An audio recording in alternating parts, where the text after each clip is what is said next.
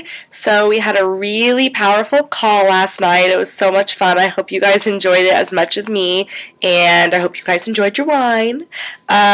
So today I am going to post a quote by Don Miguel Ruiz, and it basically talks about the quality of your communication depends on whether you tune your emotional body at any given moment to love or fear. And so I wanted to talk a little bit about that. It's what we talked about last night, but I want to just give some more examples and give some more ways to understand it, because I'm going to talk a lot about mechanics this week. I'm going to talk a lot about the specific thoughts that we have that cause fear, where that comes from. We're going to talk a lot about that. But today I really want to just dive in, because I think that if you just understand it as an energy, you can change it pretty much instantly.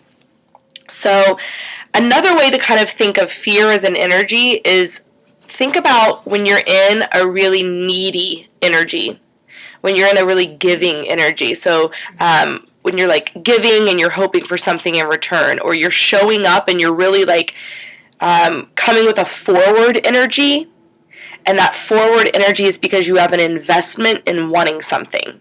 So if you're sitting down with a client, it might be that your energy is pushing in a way of you want them to feel excited about what you're going to talk about. Like, I want you to feel the excitement of this business. I want you to be excited about my product. I want to show you the excitement I'm feeling about the product. Anything that takes, like, you're trying to give them an energy or give them a response or give them, ignite an action within them. It's a place where you're, I want to say, pushing an agenda, but it could be so subtle as just wanting someone to have a reaction, wanting someone to be excited, wanting someone to buy from you, wanting anything from someone, even if it's just that you want them to feel like if you want them to like you, something like that. That's a very giving energy. Love is a very receiving energy. So it's more of sitting back and allowing someone to come to you. Allowing someone to be excited because they want to be excited. Allowing them to have whatever reaction they want to have. I have calls with my clients that don't feel good to them. They don't. I have coaching calls with my coach, and they don't feel good to me. But I know they're coming from a place of love, and so it allows me to sort of receive that information in. And it still affects me in a deep way, and I still want to coach, and my clients still want to coach. So it's like a willingness to allow them to feel negative emotion or to have a bad experience, and the belief that they'll still want to do business with you. So some people might tell you no right off the bat. I don't want anything to do with that. If you're in a receiving energy, it creates a space for them to change their mind in the future. It creates a space for them to change their mind in the current moment, in the conversation you're having. But if you're giving, it's like you're a convincer. If you're in fear, you're convincing. You're giving. When you're in love, you're receiving, and you're allowing yourself to be chased a little bit. So you're not as forthcoming with all the information. You're not trying to just, let me tell you everything about it, and let me give you all the information I can, and I'll give you a packet, and I'll tell you all about this, and I'll tell you all about that, and I'll give you all the information, and you can ask me all the questions you want. A receiving energy is more like, tell me about you, tell me about your needs, just talk to me a little bit about yourself, and then sitting back and allowing that to come into you. And then showing up in a way that really is a very neutral energy. So I'm not invested in the energy either way. I'm not invested in the outcome. I don't have a specific reaction that I'm hoping you have. I don't have a specific expectation of how the conversation goes. I am really just neutral and present and open to receiving whatever you have to say, open to just being there and being present in the conversation and seeing if there's something that I can offer you, if there's something that you can offer me. Is there a friendship that can ignite? If this is like a new person that you've never met, is it a friendship you can ignite? If it's an old friend, is it just that you can have an amazing time with them? It's it's not having intention when you have a conversation, because people can feel that. If you have an ulterior motive, they can feel that. Remember when we did that pen test, if you held a pen in front of your face and you see the energy, and maybe if that was hard for you to do, try something like standing in front of someone. Like if you have a really good friend or a partner, stand in front of them and look at them so closely that you can literally see the energy coming off of them. You could do it with a tree, but the energy comes off of you and people feel that. So fear is being in a really giving, a chasing energy, and love is being in a really receiving energy where you're allowing yourself to be chased a little bit, where you're just neutral and present and coming from a good place always. So it's hard to not be in love if you're focused on the other person. When you really genuinely want to know about them and are caring about them and you're open and you're there for the experience. This is something really powerful. I saw a leader of another networking marketing company on stage, and the one thing he said that I always say to people, but it really clicked the way he said it. He said, how do I have so many conversations with people and how do I have such good results? He said, oh, it's freezing a little bit. I don't want you to miss it. He said, I am always open to having a conversation with people, and I'm always open to creating a connection with someone, and I'm always open to that connection not needing to be insert company name. And I was like, whoa, yeah. The connection that you create with people doesn't need to be for your business. It could be, and you never know where that's going to lead, and you never know when that's going to lead somewhere, but it doesn't need to be for your business. And when you have that mentality, you create this openness, this safety, the certainty that I was talking about last night, that makes people feel safe and open up to you in a way that they wouldn't normally do it. A lot of times when you get excuses from people, it's because you're invested in the result. So, right, you're in either lack or fear, you're in chasing, you're in giving, right? All of those can be kind of interchanged together.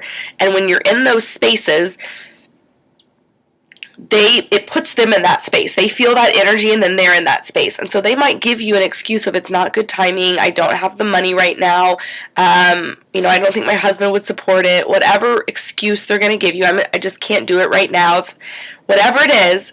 That's going to come from a place of fear from them as well. And here's what I'll tell you.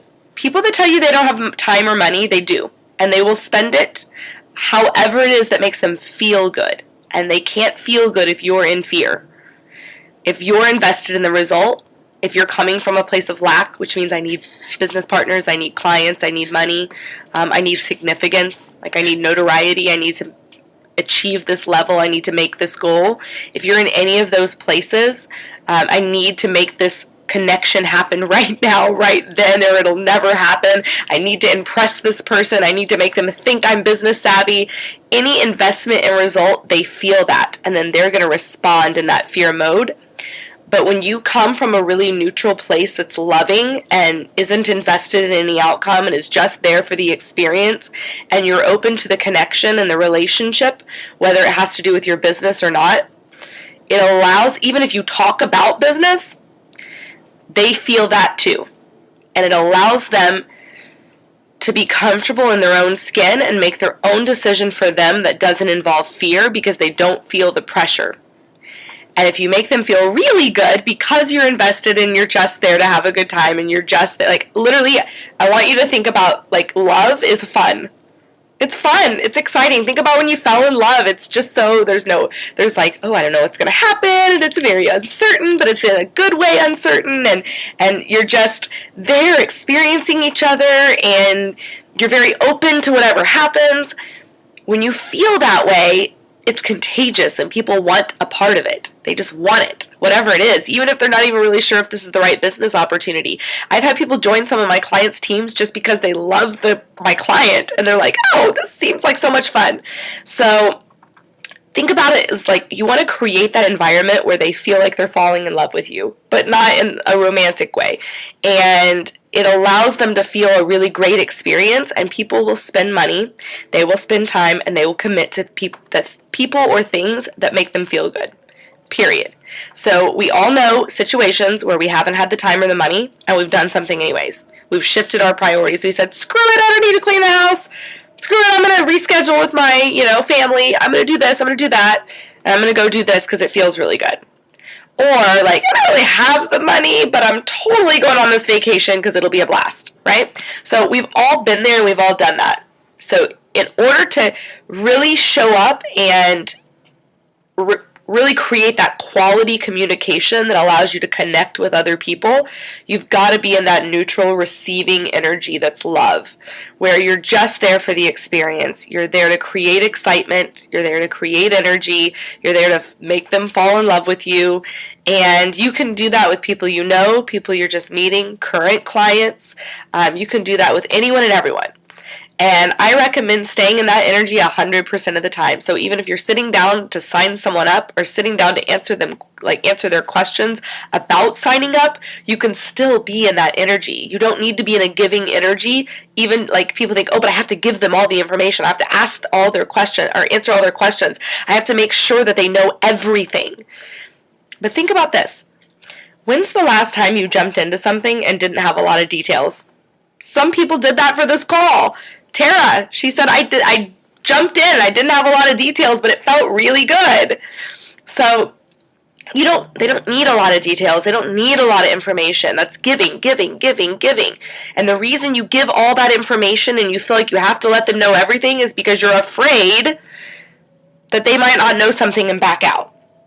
You see how that works? It's still fear. So when you're in that love and if like you had the mindset of, I know this person is signing up, you knew, like you got a little note from the universe and it said, this person is signing up today no matter what you do.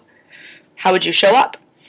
Would you force a bunch of information on them? Would you feel like you had to tell them everything? Or would you do the minimal possible and just show up and make it feel good and just be present and, oh, I forgot to do this. Oh, I forgot to do that. No big deal. I'll text you later. Or if you have a question, you'll text me, right? That can even be transferred over like text messages and Facebook messages. People, again, I said they can feel your intention. They can feel your energy. Are you waiting for them to respond? Are you like, oh my gosh, it's been an hour. Oh, it's been 2 hours. Oh, it's been 5 hours. It's been a day. Oh my God, it's been a week. They haven't responded.